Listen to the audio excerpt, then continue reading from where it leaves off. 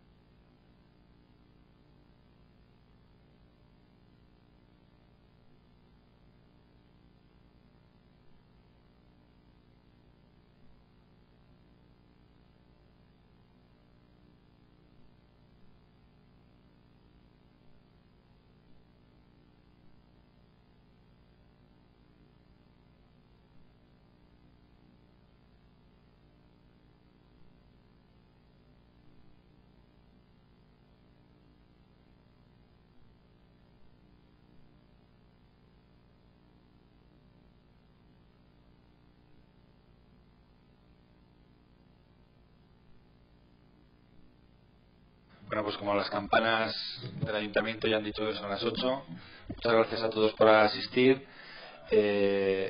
Aunque sea una fórmula muy utilizada, voy a utilizarla igualmente.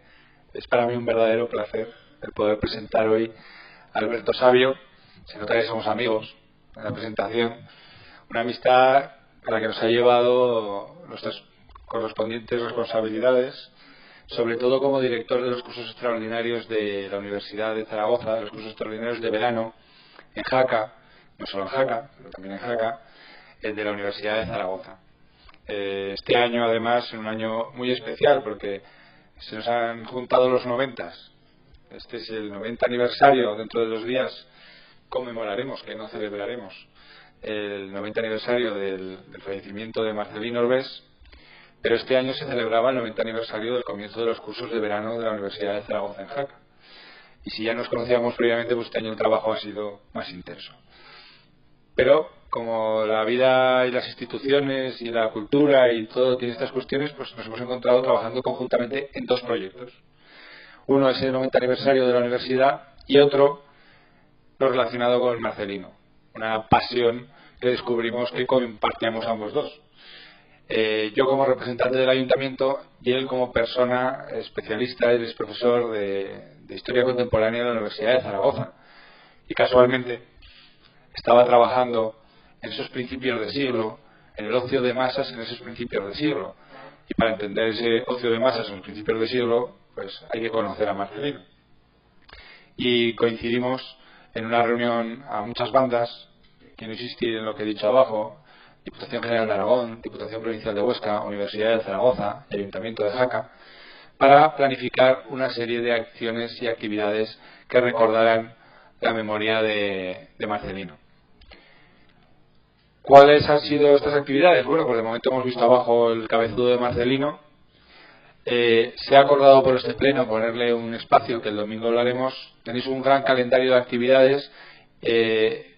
Hoy empezamos esas actividades con la inauguración de la exposición y ahora con la conferencia de Alberto, y prácticamente acabaremos esas actividades con la presentación de esa otra pata de este proyecto, que es un libro cofinanciado por el Ayuntamiento de Jaca, apoyado por el Gobierno de Aragón y trabajado por la Universidad de Zaragoza, conjuntamente con otras personas como Casanova y con otras personas, y como aglutinador de ese proyecto Alberto. Por eso que la primera conferencia de este ciclo de conferencias, que ya lo he dicho abajo, e insisto, se pueden ver aquí, se pueden ver por streaming desde casa y quedarán grabadas para poderlas ver cuantas veces queramos en la página web del Ayuntamiento, pues que sea Alberto el que nos dé esta conferencia y nos aproxime esa figura, pues para nosotros es importante. No voy a extenderme más, lo importante es escuchar a Alberto. Le vamos a pasar la palabra para que podamos aprender todos un poco más, que no será difícil, porque incluso aquellos que llevamos más tiempo con Marcelino hemos de reconocer que Marcelino ha sido un gran desconocido. Abajo comentaba en la inauguración de la exposición que si hace 10 años nos preguntan por Marcelino, nos ponen en un serio aprieto. A mí por lo menos.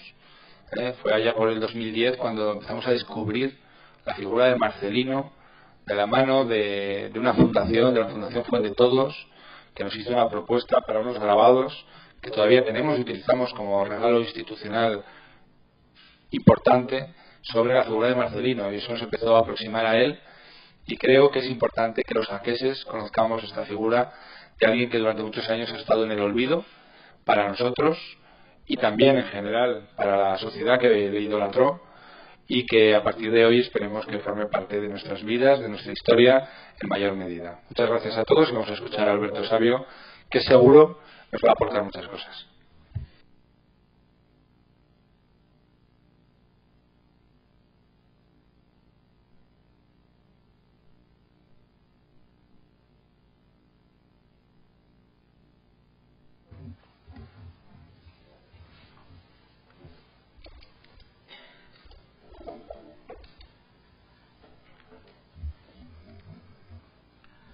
Bien, buenas tardes.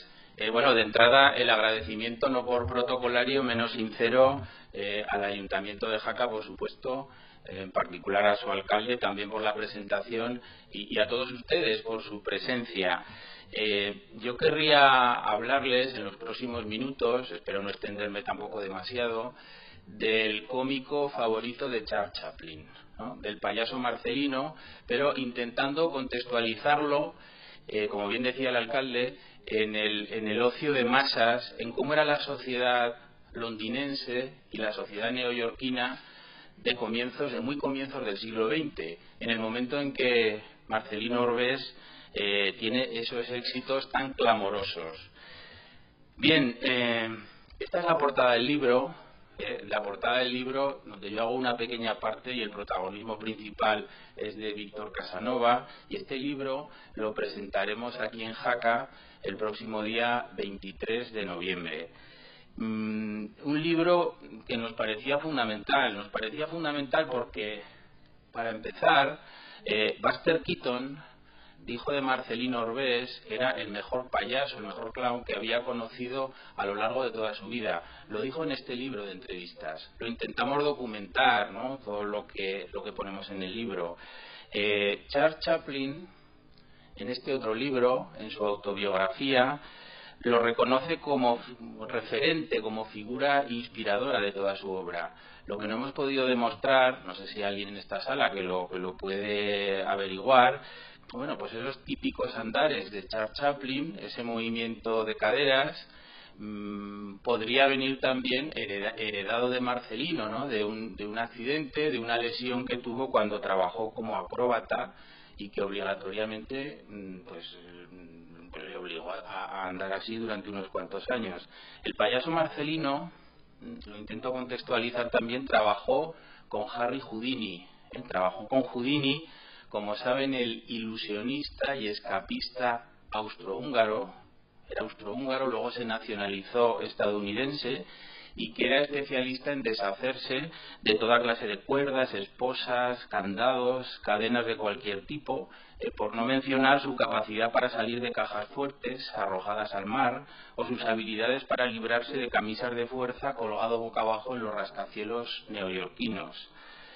Chaplin, que tanto había admirado a Marcelino y que envió una corona de flores al entierro de Marcelino, fíjense, Charles Chaplin pasó de ser un personaje prácticamente desconocido muy a comienzos del siglo XX a convertirse en una de las personalidades más famosas, más renombradas de toda la primera mitad de esa centuria, de toda la primera mitad del siglo XX. Chaplin era seguidor de la tradición del music hall y acertó muy bien a captar los estados de ánimo, las esperanzas, los temores que estaban en el aire y que hacían reaccionar a la gente. Y sin embargo, su cómico de referencia, Marcelino, pues pasa desapercibido. Ni siquiera se le dedica una triste línea en las antologías del circo o en las antologías del humor o del espectáculo en general. Podemos decir que permanece en una discreta penumbra, muy lejos de los focos que lo acompañaron en vida. Yo de lo que quiero hablar en los próximos minutos es de intentar analizar cuáles fueron las razones de su éxito, además de su talento personal, por supuesto, de sus destrezas, de sus habilidades, pero sobre todo preguntarnos si tuvo algo que ver en el éxito de Marcelino el hecho de que los viejos resortes de la cultura tradicional que venía del siglo XIX entrasen en crisis, mientras se expandían nuevos modelos de ocio en las zonas urbanas y en las zonas industriales. Quiero decir que los triunfos internacionales del payaso de Jaca seguramente no hubiesen sido posibles de no haber irrumpido el ocio de masas, es decir, de no haber irrumpido la industria del entretenimiento, de no haber conquistado las capas populares determinados espacios de las ciudades que hasta entonces estaban reservados exclusivamente a los más pudientes. Quiero decir que antes de la Primera Guerra Mundial, 1914, es decir, en la cúspide del estrellato de Marcelino, la literatura popular, la música de entretenimiento, el cabaret, los espectáculos deportivos tenían un lugar preferente en la vida diaria de las clases urbanas, pero con dos consideraciones añadidas. Esas clases urbanas tenían que tener un mínimo de tiempo libre y tenían que tener un mínimo de poder adquisitivo, una capacidad suficiente de gasto para poder acceder al ocio mercantilizado.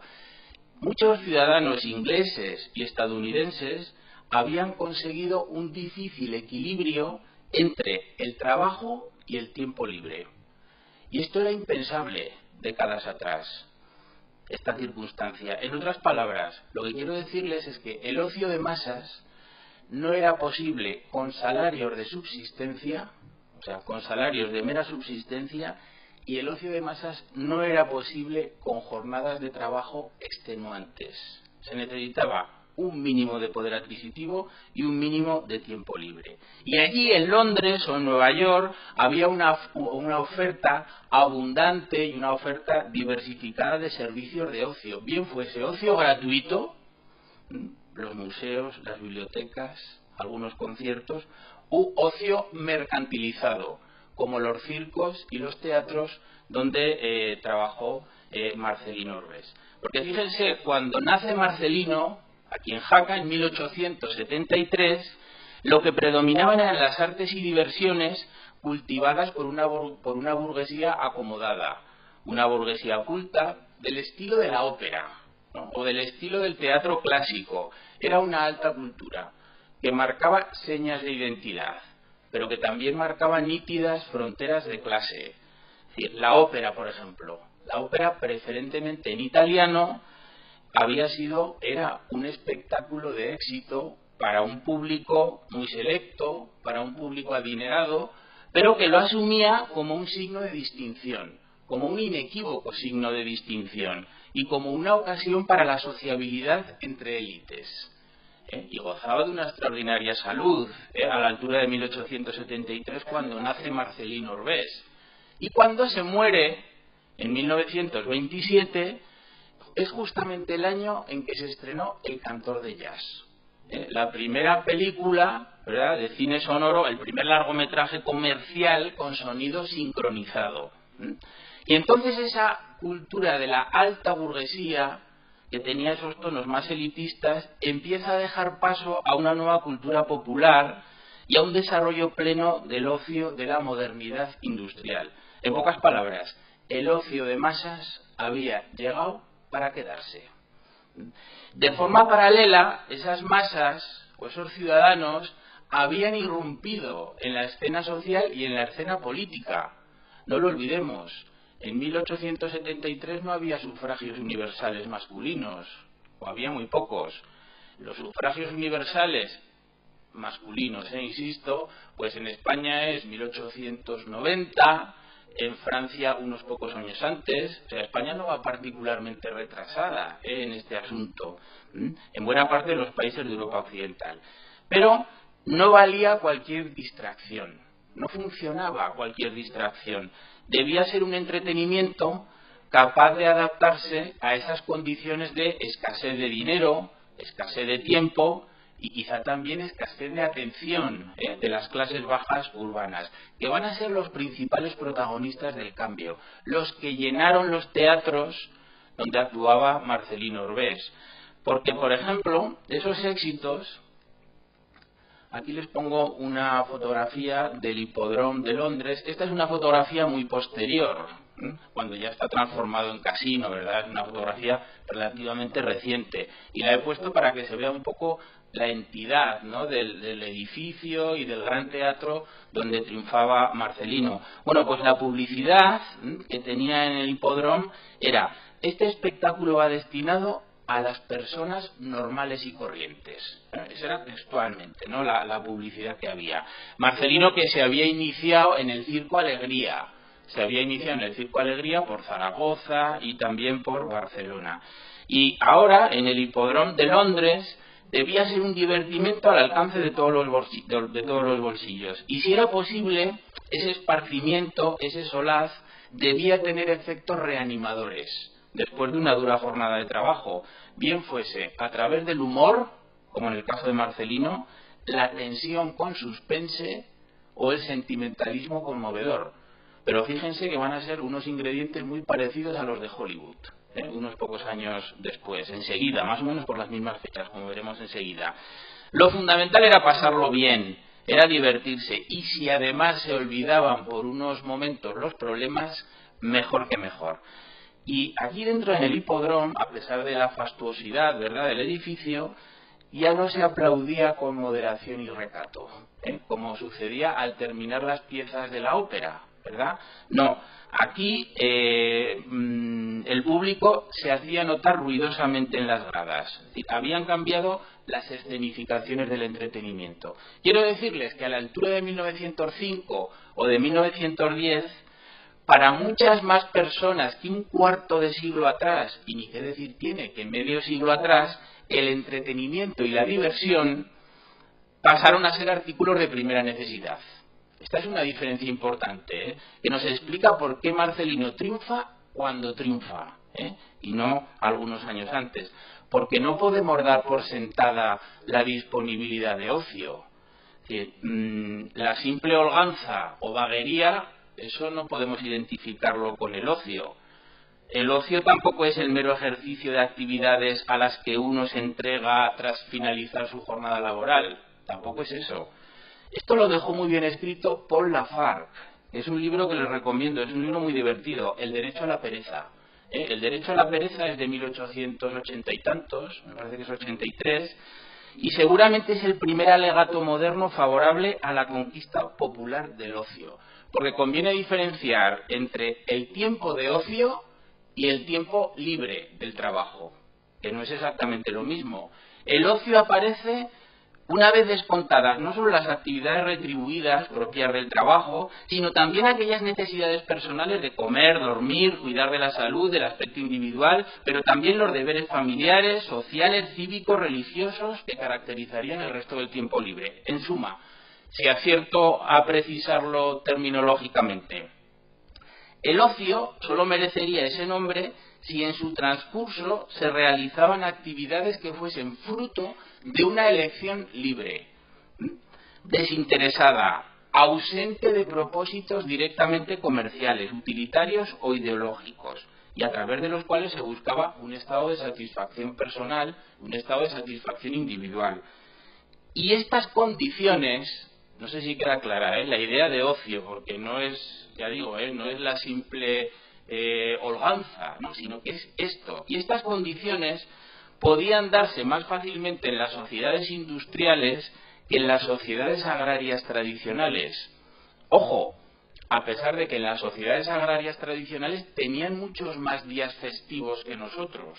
Si repasamos el calendario de la sociedad española, por ejemplo, de 1850, nos encontramos con un montón de fiestas, dentro con distintas advocaciones, ¿verdad?, dentro del santoral. Pero, a pesar de tener más días festivos, estos tenían un carácter marcadamente ritual, ¿no?, que los vinculaba a celebraciones religiosas, casi todas, ¿no? Iba marcado por el calendario de trabajo en el campo y por las obligaciones, ya digo, religiosas, simbólicas o ceremoniales. En este sentido, seguramente no fue casualidad que Marcelino triunfase primero en Londres. ¿Por qué? Porque en Inglaterra, sobre todo en las zonas urbanas, que eran muchas, la diversión fuera de casa era muy frecuente. Es más, en muchas ciudades se había establecido la semana inglesa. ¿Qué era la semana inglesa? Cuando se libraba el sábado por la tarde. Esto va a ser fundamental a los efectos que ahora nos interesa en esta charla. Es un asunto muy importante. ¿Por qué? Porque el domingo estaba sometido a estricto control religioso, con unos horarios muy restringidos en las tabernas o en los espectáculos. Además, en Londres y en general en la sociedad inglesa encontramos ya negocios del entretenimiento bastante bollantes, muy ligados, por cierto, a las apuestas. El cricket, las carreras de caballos, la lucha, pero también a empresas del entretenimiento, entre ellas el circo. Y como les decía al principio, el estrellato de Marcelino anduvo ligado a la mejora en las condiciones laborales y a la mejora en los niveles de consumo. Y esto lo había conseguido también el sindicalismo británico, el sindicalismo de carácter reformista, las trade unions, ¿no?, el tradeunionismo británico. Había conseguido mejorar las condiciones de trabajo de los obreros y reducir la jornada laboral, algo que no había sucedido en España, por cierto, todavía en estos años, ¿no? Y entonces eso permitió a las clases bajas urbanas darse pequeños placeres, como tomar un buen dulce en una céntrica pastelería, llevar un pañuelo vistoso o comprar una entrada para el circo de Marcelino, para el circo londinense. Y fue importante, en el caso de Marcelino, cómo no, fue importante también que se abriese camino la infancia como un grupo específico de consumo. Fíjense lo que dice un libro de Edward Ferral, es un libro de 1906, que es cuando Marcelino está en pleno apogeo, y dice lo siguiente, abro comillas, dice: creo que nadie ha hecho reír a los niños ingleses como Marcelino. Escuchar a los niños reír está muy bien, pero verlos saltar es todavía mejor. Esa es la trágica diferencia entre los niños y nosotros. Todos podemos reír, pero solo los niños pueden dar saltos en sus asientos. Esos movimientos inconscientes y espontáneos, ese abandono, ya no es para nosotros. Quiero decir que va a ser muy importante que las familias inglesas pudiesen permitirse pagar una entrada para sus hijos. O sea, que la infancia se abriese como grupo específico de consumo. Por otro lado, la fama de Marcelino hubiese sido más difícil, no digo que imposible, pero hubiese sido más difícil sin el avance que se registra en la prensa de masas. Es decir, en la producción a bajo precio de todo tipo de impresos, empezando por los publicitarios, porque las actuaciones de Marcelino se publicitaban en revistas, en folletos, en hojas volanderas. Y hay dos empresarios, que son Schubert y Anderson, estos dos empresarios, echan el resto en publicitar a Marcelino como figura señera del hipódromo en Londres. ¿Por qué? Y echan el resto aprovechando que la prensa había emprendido importantes transformaciones técnicas. Se habían introducido primero las rotativas, luego las linotipias. Esto eran inversiones muy cuantiosas, que había que amortizarlas, eran costes fijos altos. ¿Y cómo se van a amortizar? Se van a amortizar llenando los periódicos de publicidad. Se van a amortizar intentando llegar a un público masivo, favoreciendo la difusión de los periódicos en tabernas, en cafés, en ateneos populares, en casas del pueblo. Un inciso, si me permiten, antes he citado a Houdini, un experto en la utilización de la publicidad en prensa de forma muy innovadora, un poco arriesgada, hay que decirlo, era Harry Houdini, porque lo primero que hacía Houdini al llegar a una ciudad donde iba a actuar era presentarse en una comisaría de policía. uno supone que iba siempre acompañado pues de la delegación de periodistas locales, ¿verdad? Entonces, ahí en la comisaría desafiaba a los policías diciéndoles que se escaparía de la cárcel con las esposas puestas, ¿no? Y esto lo comunicaba, ya digo, ante decenas de testigos, con cámaras, con cuadernos, para asegurar la consiguiente expectación mediática que llevaría de inmediato a los espectadores al teatro, ¿no? Pero va a ser importante esto también en la carrera de Marcelino, el avance de la prensa de masas, como lo va a ser también la consolidación de nuevas industrias culturales. Ese brillo sostenido del payaso Marcelino a lo mejor hubiese sido más difícil. Por ejemplo, el teatro de variedades gozaba de gran predicamento entre las clases medias y urbanas a comienzos del siglo XX. En general, muchas de las diversiones anteriores a la Primera Guerra Mundial tenían un punto de provocación. Tenían un punto de provocación frente a la cultura oficial y oficialista anterior, ¿no? Por ejemplo, atraían mucho las peleas entre animales. Atraía mucho un tipo de comicidad que hoy la consideraríamos incluso algo ruda, o los nuevos bailes más sensuales. Por ejemplo, en los salones de baile los jóvenes europeos bailaban ya tango argentino. Es decir, el tango había llegado a Europa, había salido del barrio de Barracas, ¿verdad?, de Buenos Aires, y había llegado a Europa. O habían llegado a Europa los bailes bamboleantes norteamericanos, el foxtrot, el one step, por ejemplo, ¿no?, que hacían resaltar determinadas partes del cuerpo, que eran más sensuales, incluso eran provocativos desde el punto de vista sexual, que hacían resaltar partes del cuerpo hasta entonces menos sugeridas. Quiero decirles que la juventud de algunas grandes ciudades europeas, de París, de Londres, de Berlín, pero también de Barcelona, por ejemplo, bailaban tango argentino o los pasos sincopados de los negros norteamericanos. Lo hacían a la hora del té. En Londres no se piensen que lo hacían en nightclubs o en horarios demasiado nocturnos, sino que era a la hora del té o entre los distintos platos de la cena.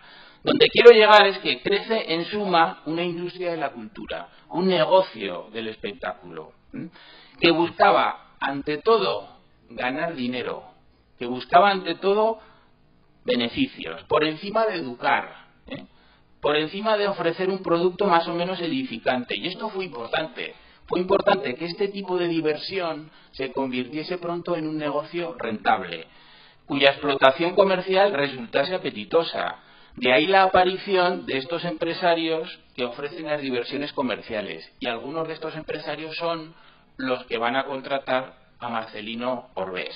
Vuelvo con Marcelino, Marcelino está ya instalado en Nueva York, ahora lo retomaré, pero en su trayectoria en Estados Unidos resultaron fundamentales otros dos empresarios, Thompson y Dandy. Vamos a quedarnos con estos nombres. ¿Por qué resultaron importantes? Porque ellos estaban decididos a poner en marcha el hipódromo, tiene el mismo nombre, tanto en Londres como en Nueva York. Estaban decididos a poner en marcha el teatro más grande del mundo, ¿no? Más de 5.000 butacas, decía la propaganda, y pretendían además atraer a estrellas de los 5 continentes. Porque Thompson y Dandy, que eran rivales entre ellos, se habían devanado los sesos y se habían peleado entre ellos, devanándose los sesos para crear nuevas fórmulas de espectáculos comerciales. Y sin embargo, en 1903 llegan a un acuerdo y se convierten en socios. ¿Y qué crean en 1903? Luna Park, ¿no? Crean Luna Park, que era un parque de atracciones en Coney Island, ¿verdad?, donde además esta es la entrada de Luna Park, ¿no?, y este es el interior del parque en una foto de la época, ¿no?, donde aparte de heladerías y otro tipo de atracciones se imitaban, se impostaban sonidos, sensaciones físicas de un vuelo espacial, algo que era inimaginable también una década antes. Es decir, por ejemplo, en Luna Park eran muy amigos de aplicar la tecnología de la época, la ciencia de la época, al espectáculo. Es decir, a base, ya digo, de simulaciones de vuelo, de reivindicar lo fantástico o lo que parecía serlo. En realidad esto ya lo había hecho también Marcelino, porque Marcelino, cuando trabaja en el Olympia de Londres en 1896, parte de su espectáculo trabaja también con rayos X, que entonces eran una novedad, ¿no? Es decir, meter un poco la tecnología de la época en el mundo del espectáculo. El caso es que Luna Park se convirtió enseguida en un gran negocio también, en un buen complemento para el ocio familiar de las clases medias. Es un parque de atracciones porque esas clases medias, ¿a qué iban a Coney Island? ¿A qué iban? A bañarse a las playas, ¿no? Iban a bañarse a las playas, porque es el descubrimiento de la playa. Es decir, el descubrimiento del turismo del gran hotel junto a la playa, ¿no?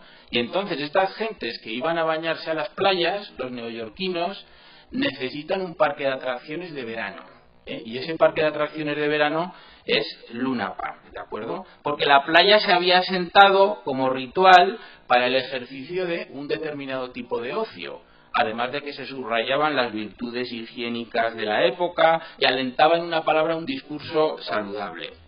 Era el descubrimiento del turismo, el descubrimiento, la costumbre del baño. Era un baño muy pudibundo, con ocultamiento de las partes del cuerpo. Todos hemos visto fotografías de cómo se bañaban en 1900 en la Concha de San Sebastián o en Santander, en la Magdalena, ¿verdad? Pues aquí también parecido, ¿no? Pero esto nos indica que hay un ocio distinto, por parte de la burguesía, por parte de las clases medias. Y este ocio incide en la industrialización del tiempo libre.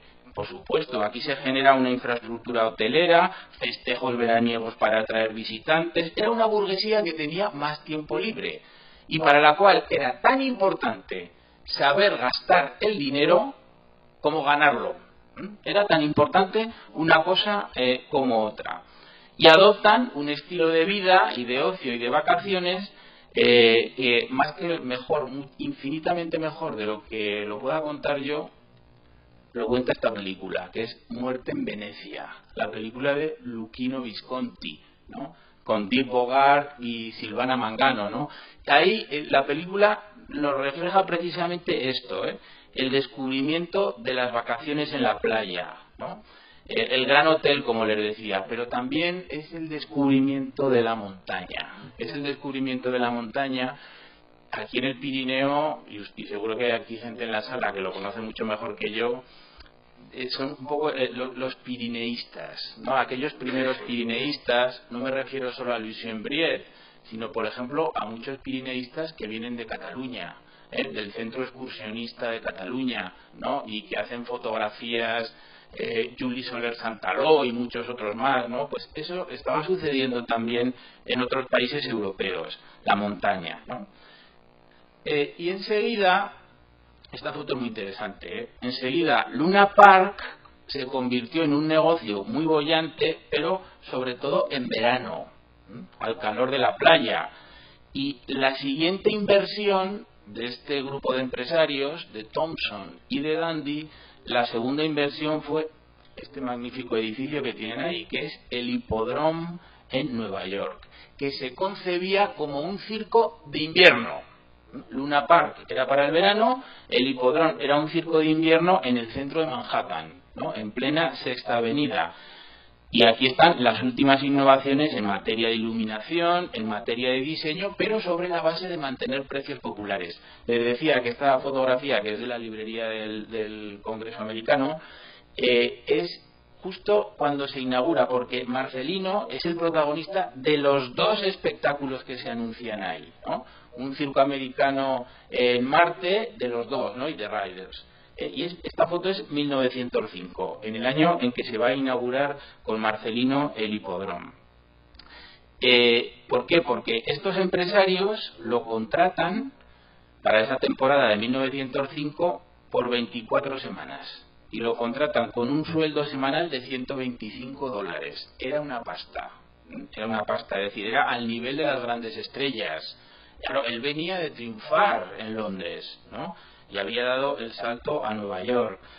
Y allí se produjeron, aquí en el hipódromo, algunos de los principales triunfos del payaso de Jaca. Porque Marcelino había llegado a Nueva York en marzo de 1905, a bordo del buque San Luis, desembarca en Nueva York, procedente de Southampton. El funcionario de inmigración le preguntó si era anarquista o polígamo, y Marcelino negó por partida doble. Llegaba a una ciudad, fíjense, que en 1905 estaba asistiendo a un furibundo desarrollo urbanístico y arquitectónico. Justo cuando llega Marcelino, él llega en 1905, se acababa de inaugurar la primera línea de lo que se denominaba el ferrocarril subterráneo en Nueva York, ¿no? Ese ferrocarril va a favorecer la expansión comercial de la zona comercial y de negocios hacia el norte de la isla de Manhattan, ¿no? El metro pasaba por Broadway y en concreto pasaba por esta intersección, esa fotografía. La fotografía es de 1904.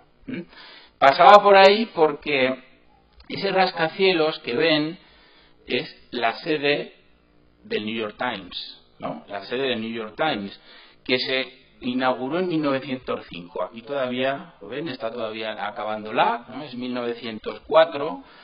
El diario estadounidense necesitaba más espacio para oficinas, para salas de redacción, para talleres, y ese edificio, luego totalmente iluminado, se inauguraría con el año nuevo de 1905. Es cuando llega justamente Marcelino, ¿no? Que va a llegar en marzo de 1905, ¿no?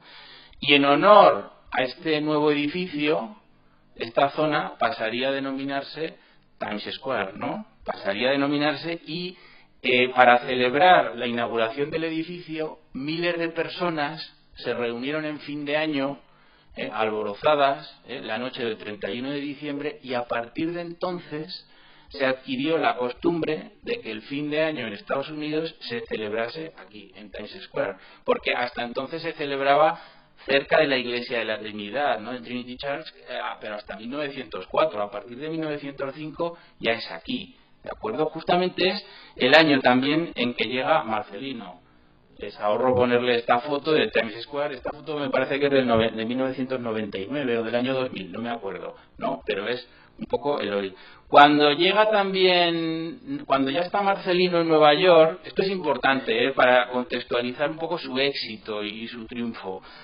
Ya con Marcelino allí, les digo, empiezan las obras para construir la gran estación central, ¿no? De Nueva York.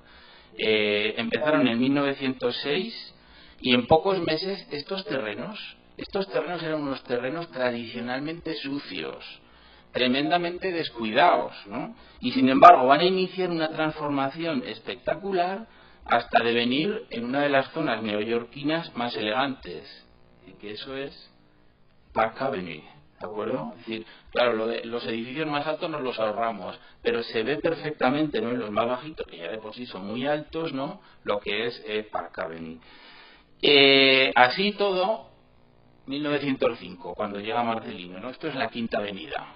La Quinta Avenida en un invierno de los de Nueva York, ¿no? Y de los de antes, ¿no? Podemos decir.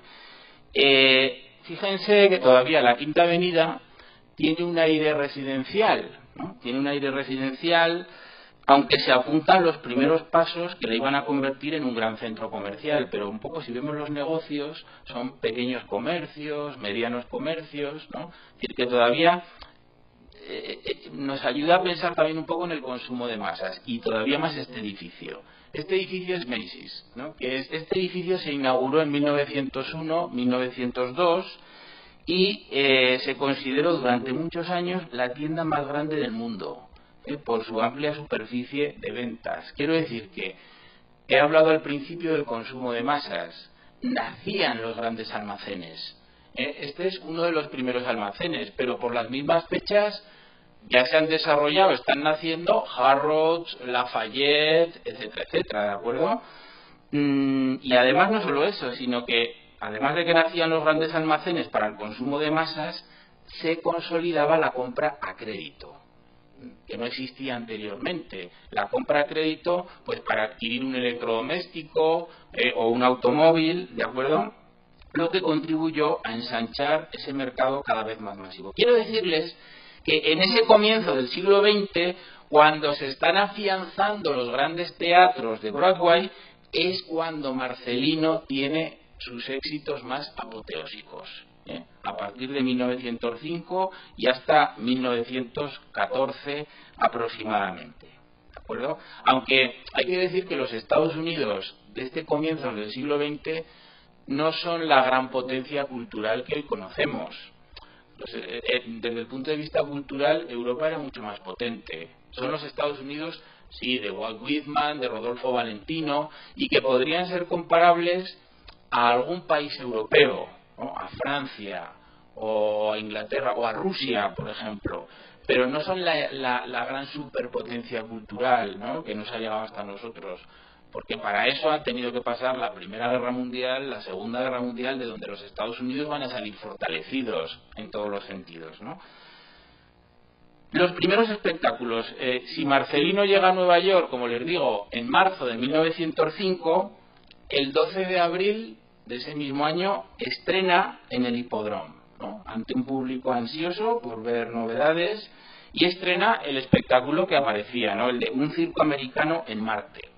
Y ahí se hablaba de la Luna, se hablaba de Marte, se hablaba de los planetas, y no es casualidad que se hablase de eso. Seguro que esta imagen les suena, ¿verdad?, a todos los que están aquí. Georges Méliès había dirigido en 1902 esta película, El viaje a la Luna, ¿no?, que pasa por ser la primera obra de ciencia ficción en la historia del cine. El guión, que lo había escrito Méliès y su hermano mayor, ¿no?, estaba basado en dos novelas. Una novela que era De la Tierra a la Luna, de Julio Verne, y la novela también de H. Wells, que se titulaba Los primeros hombres en la Luna. Y la película recoge esta imagen, ¿verdad?, de la cara de la Luna recibiendo el impacto de un cohete espacial, en lo que seguramente es uno de los planos más conocidos en la historia del cine.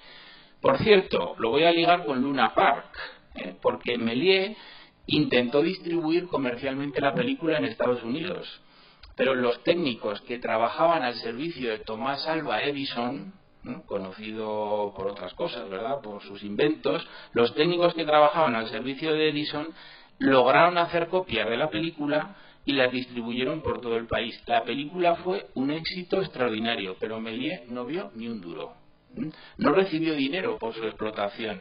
Y esa película se pasó también en Luna Park, ¿no? O sea que las cosas se van entrelazando. Y no solo eso, sino que inspirándose en Méliès, otro pionero de los desarrollos técnicos y narrativos durante los albores de la cinematografía, y este aragonés, Segundo de Chomón presentó esta película, Excursión a la Luna, ¿no?, que estaba coloreada a mano, y que en realidad es un remake de la película de Méliès, ¿no?, de Voyage dans la Lune, ¿no? Y en el caso de Marcelino, el espectáculo era un circo que supuestamente se desplazaba a Marte, ¿no?, el espectáculo con el que estrena en el Hipódromo de Nueva York. Y la verdad es que Marcelino resplandecía, ¿no?, en medio de una pista donde había varias actuaciones simultáneas, porque por un lado estaban los acróbatas con caballos, al mismo tiempo, de forma simultánea. Luego había elefantes que echaban una partida de bolos, y uno de ellos dirigía la orquesta con la cola. Trapecistas en las alturas. Esto está muy bien ver en el New York Times, ¿no?, porque las páginas del New York Times dicen: se necesitan 3 pares de ojos para seguir todo lo que pasa sobre el escenario. Además, en el hipódromo, que tenía un escenario enorme, ¿no?, al final del espectáculo, en medio del escenario había una gran piscina, un tanque de agua. Entonces todos esos caballos al final acababan tirándose a la piscina, ¿no?, como acaban las buenas fiestas, ¿no?, podemos decir, ¿no? El caso es que el éxito de Marcelino era ya clamoroso a finales de 1905, a foros completos, semana tras semana. Esta imagen resultaría fundamental en su álbum de recuerdos.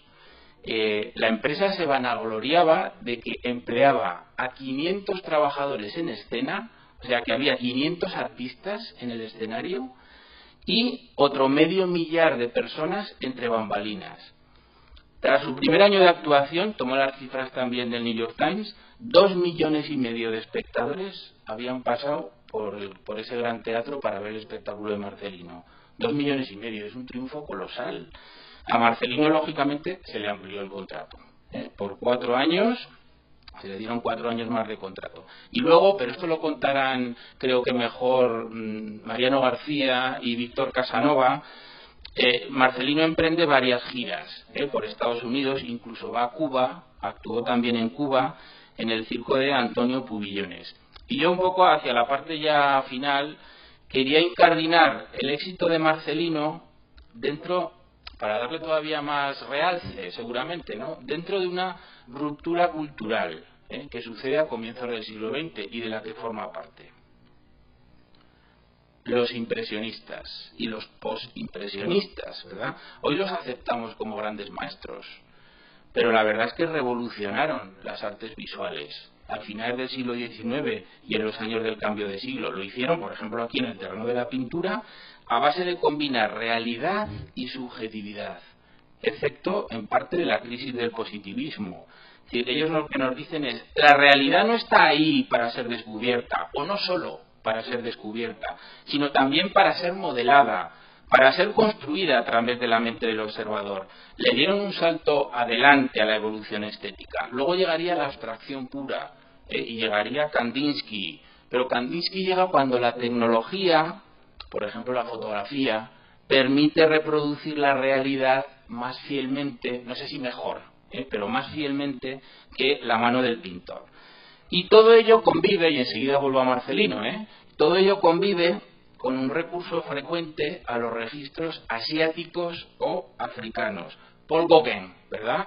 Paul Gauguin se deja influir por esos códigos coloristas de la Polinesia francesa, pero también Picasso. Lo que pasa que Picasso en sus inicios luego tiene una trayectoria tan tremenda y tan ecléctica que eso ha quedado un poco orillado, ha quedado un poco difuminado, ¿no? Pero esa misma querencia por los exotismos afroasiáticos, ¿no?, por lo extraeuropeo, aparece en el siguiente espectáculo de Marcelino, que se va a titular Un viaje alrededor del mundo, ¿no? Un viaje alrededor del mundo, y no faltan esclavos nubios del antiguo Egipto, acróbatas de la India, etcétera, ¿de acuerdo? Y dentro de esa ruptura cultural no quería pasar por alto que hay otro elemento importante, que es la práctica del deporte. La práctica del deporte de masas. El deporte empieza a alcanzar a un espectro social cada vez más amplio, a cada vez más gente. Claro, por un lado está el deporte de los más adinerados, ¿no?, que se dedicaban a ejercitarse en actividades costosas, como podía ser la caza, las carreras de caballos, el tiro al blanco, el golf, el automóvil. El automóvil se describió en 1905, insisto, cuando llega Marcelino a Estados Unidos, el automóvil era el juguete de los millonarios, ¿no? Ni siquiera era el medio de transporte de los más acomodados, aún no había llegado a eso. En un mundo, esta es una foto de 1904, en un mundo teóricamente más abierto, con sufragios universales, como les decía, bueno, en un mundo teóricamente más abierto había que establecer círculos de exclusividad, círculos formales o informales de exclusividad, y el tipo de ocio era uno de ellos. Pero al mismo tiempo, otros deportes llegan a las capas populares y a las clases medias también, ¿no? Por ejemplo, en 1910, 500.000 de personas tenían licencia de fútbol en el Reino Unido, 500.000 de personas, pero el primer deporte de masas en Europa va a ser el ciclismo. Va a ser el ciclismo, que además tiene un criterio intrínseco de clase, porque los ciclistas eran amateurs, ¿no? Era el amateurismo. Porque esto llegó hasta no hace mucho tiempo. Me parece recordar que Miguel Indurain no fue a los Juegos Olímpicos nunca. ¿Por qué? Porque era un ciclista profesional. Y en determinados deportes solo iban los amateurs. En el fútbol, recordarán también, ¿no?, la selección olímpica de fútbol, que no era la otra. Sin embargo, en otros deportes no. O sea, el amateurismo tiene que se encarna en la iniciativa, ya digo, de los Juegos Olímpicos. El ciclismo, el primer deporte de masas en Europa, que no se llamaba ciclismo, que era velocipedismo. el velocipedismo, que buscaba estimular la competitividad y la resistencia. Por ejemplo, esta imagen es del Tour de Francia de 1903, el primer Tour de Francia que se corrió. He estado mirando un poco. El Tour de Francia de 1903 fueron casi 2.500 kilómetros. Imagínense, ¿no? Sobre carreteras de grava, puertos de montaña sin firme, pero lo que más me llama la atención es que se corrió solo en 6 etapas. Es decir, una media de 500 kilómetros por día. 500 kilómetros por día con estas bicis que no llevan ni frenos. No. La bicicleta había dejado de ser un artefacto sofisticado en este consumo de masas, que vamos un poco siempre en la misma dirección, ¿no? Había dejado de ser un artefacto sofisticado para convertirse en un bien de consumo. Bajaron los precios de las bicicletas. Las bicicletas se podían comprar también a plazos, a crédito. Y aquí le quiero hacer un homenaje a nuestra provincia, a la provincia de Huesca. Huesca fue fundamental en la introducción de la bicicleta en España. La revista oscense El Pedal puede considerarse como la primera publicación deportiva que existía en España, si dejamos aparte las de caza, las revistas o las publicaciones de caza. La revista El Pedal publicó los prototipos de bicicletas que enviaba Joaquín Costa, nada más y nada menos que Joaquín Costa, cuando acude a la Exposición Universal de París y se da cuenta de que Pierre Michaud, este señor, está haciendo estos prototipos de bicicletas. Costa los envía y los publica la revista El Pedal.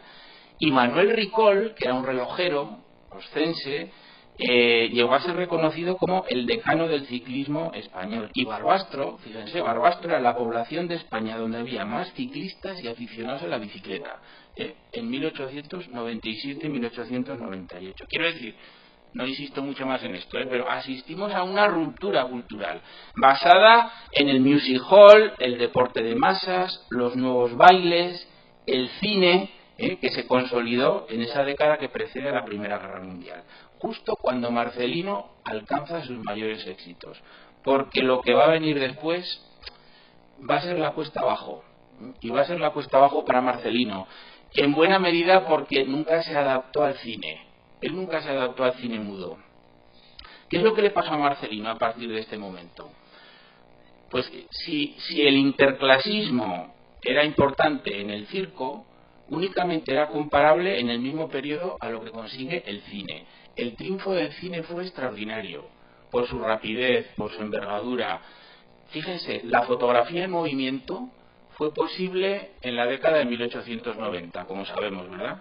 Las primeras películas cortas, muy cortas, menos de un minuto muchas veces, se exhibieron en las exposiciones internacionales de la época, en las grandes expos, ¿no? En las grandes exposiciones de finales del siglo XIX. Bien, pues en 1902, 26 millones de estadounidenses iban al cine cada semana, en 1902. O sea, el cine se convierte en un gran negocio, entretiene a un público de masas y esto producía suculentos beneficios. Los pioneros del cine americano, del arranque de Hollywood, muchos de ellos fueron emigrantes judíos relativamente pobres, pero muy activos, que se dedicaron al cine como podían haberse dedicado a vender carne, ferretería o pelo postizo, si esas actividades hubiesen tenido las mismas perspectivas de lucro. ¿Quiénes son estos judíos que emigran a Estados Unidos y que inician en 1905, que es justo cuando está triunfando Marcelino?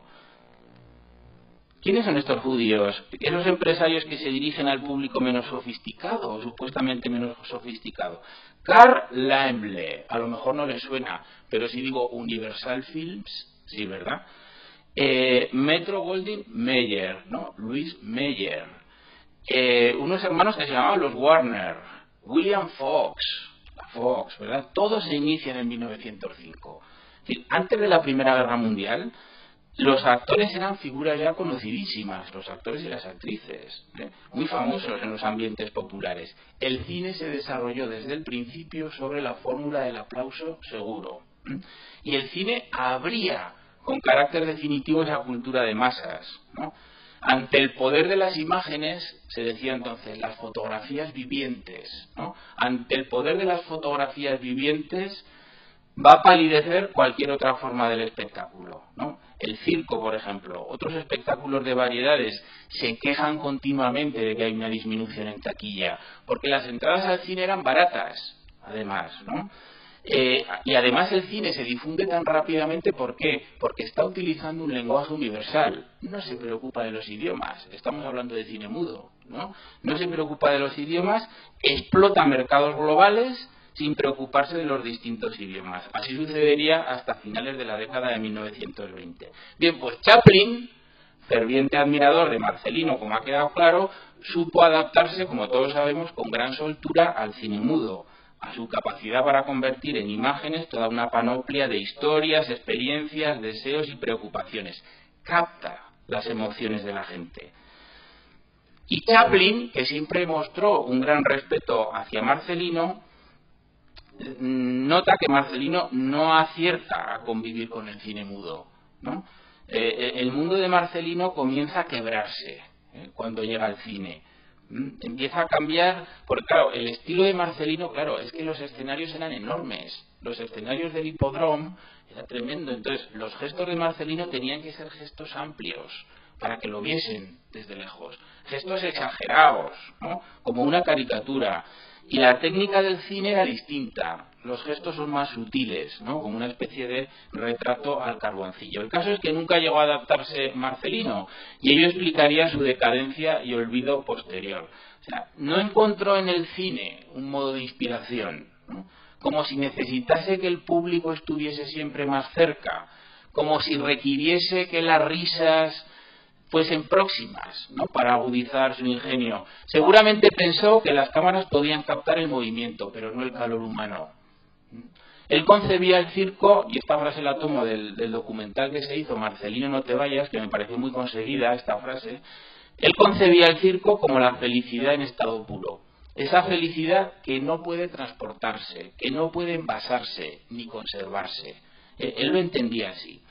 Y los espectáculos del hipódromo, como consecuencia de la proyección de películas con entradas baratas, empiezan a perder público a chorros, a un público que hasta entonces lo tenían fidelizado. Hay que decir que tampoco Houdini se adaptó al cine. No se adaptó nunca al cine, aunque rodó varias películas de acción como protagonista. Y no se adaptó en su caso porque la gente consideraba que sus escapismos eran trucos de cámara. O sea, que la gente consideraba que no eran tan efectistas, ni eran tan realistas como en directo, ¿no? Como cuando los hacía en directo. Incluso Houdini probó suerte como empresario en la industria del cine, algo que con el tiempo abandonaría. Bien, el hipódromo, acabo ya, voy terminando. El hipódromo de Nueva York, el teatro más grande del mundo, cuando se inaugura en el centro de Manhattan en 1905 con Marcelino Orbés. Pronto se convierte en una atracción turística. Miles de personas que acuden ya entonces a la Gran Manzana. Una de las atracciones, entre otras muchas, era ir al hipódromo también, ¿no? Sin embargo, las deudas se empezaron a acumular, ¿no? Como consecuencia de esta llegada tan rápida del cine, ¿no? Se acumulan durante años. En 1922, ese edificio que les he puesto antes, sus propietarios lo transforman en un teatro de vodevil, en una especie de music hall, ¿no? En 1927 se convierte en un cine. Luego en una sala de ópera. Acaba siendo un pabellón deportivo. Y la gran recesión, porque la gran recesión no solo es el crack de la bolsa de Nueva York en 1929, sino que dura 10 o 12 años más, ¿no? hasta la Segunda Guerra Mundial. En 1939, o sea, la gran recesión le propina el golpe de gracia al edificio, que fue demolido. Lo tiraron ese edificio, ese magnífico edificio, para construir oficinas y para construir un gran estacionamiento para los miles de coches que poblaban Nueva York en 1939 y que no existían en 1905, cuando había llegado Marcelino.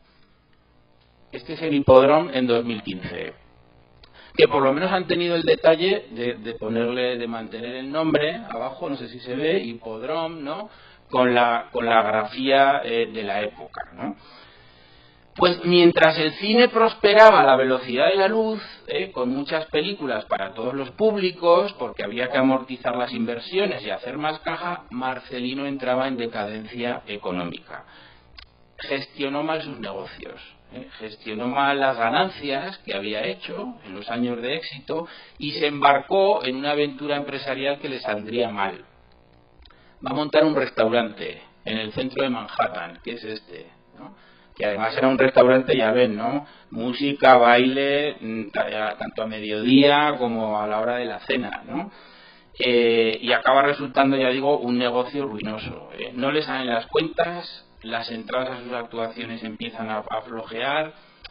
Y aquí, no sé, lanzo una pregunta también, ¿no? ¿Es un tópico eso de la imagen de la vulnerabilidad de los payasos en momentos de dificultades? Fueron payasos precisamente por su predisposición a la melancolía. Sea como fuere, Marcelino empieza a ser consciente de que la popularidad había quedado definitivamente atrás. Y se pega un tiro en 1927. Y se pega un tiro en el Hotel Mansfield de Nueva York, en la habitación. Él coloca encima de la cama una maleta y encima de la maleta las principales fotografías de sus años de éxito. En ese hotel estaba alojado a $10 a la semana, ¿no? La noticia de su muerte se publicó en la portada del New York Times, ¿no? Y esta es la prueba que lo avala, ¿no? Esta es la portada del New York Times del día siguiente del suicidio de Marcelino Orbés. Quiero decir que en el caso de Marcelino, al menos en la parte final de su vida, no en toda su vida, pero sí en la parte final de su vida, un poco esa idea del estereotipo del payaso que hace reír pero llora por dentro, ¿no? Como si el origen de su talento fuese también la desesperación. Y me acordaba también estos días del suicidio de Robin Williams, ¿no? O de Tonetti, ¿no? En España, ¿no? Hace años. O de los problemas de Chevy Chase o de Jim Carrey, ¿no? Pero esto yo creo que sería ya demasiado. En cualquier caso, el ascenso de la cultura de masas, ese ascenso que se había iniciado hacia 1900, si se quiere, culmina 60 años después, con la televisión, con los tocadiscos, con las fórmulas radiofónicas, pero en origen resultaron fundamentales unas cuantas figuras como Charles Chaplin, Buster Keaton, Houdini o Marcelino Orbés. Y este libro, y vuelvo por donde empezaba, lo que intentamos abordar en este libro es la historia de un niño de Jaca que llegó al corazón de mucha gente en todo el mundo. La historia de un aragonés convertido en la principal estrella del espectáculo neoyorquino durante más de una década. Muchas gracias.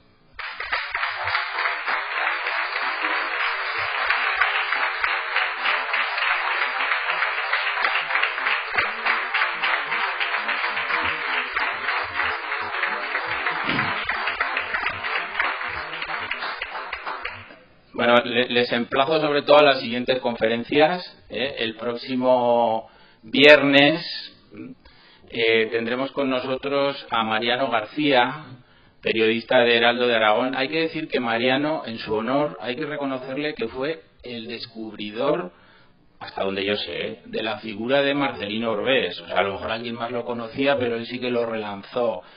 Y luego el próximo día, el día 23, bueno, antes tenemos a Pablo, ¿verdad? Lo tendremos, y luego el día 23 presentaremos, Víctor Casanova presentará este libro, Marcelino, Muerte y Vida de un payaso. Y con ello seguro que les pueden responder algunas de las dudas. Yo he intentado servir modestamente como aperitivo a las charlas que vendrán en los próximos días. O sea, ¿alguna pregunta, alguna cuestión? Sí.